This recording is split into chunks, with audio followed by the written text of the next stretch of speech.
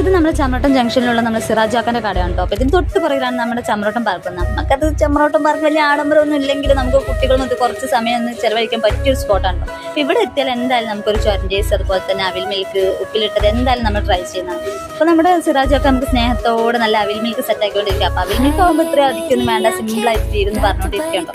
അപ്പോൾ അതിനിടയിൽ നമ്മൾ അനിയൻ നമുക്കൊരു അവിൽ മിൽക്ക് സെറ്റാക്കി തരുന്നത്, അത് നമ്മൾ ചന്നം പിന്നായിട്ട് കണ്ണും പൂട്ടി നമ്മൾ അത് അടിച്ച് പിന്നിട്ടുണ്ട്. അപ്പോൾ അതിനിടയിൽ നമ്മൾ നെല്ലിക്കോ പേരയ്ക്കോ എല്ലാം ഉപ്പിലിട്ടതും ഒക്കെ നമ്മൾ നോക്കി ചിരിക്കുകയാണ്. അപ്പോൾ നമുക്ക് മൈൻഡ് ചെയ്യാതിരിക്കാൻ പറ്റുമോ? ഇല്ല.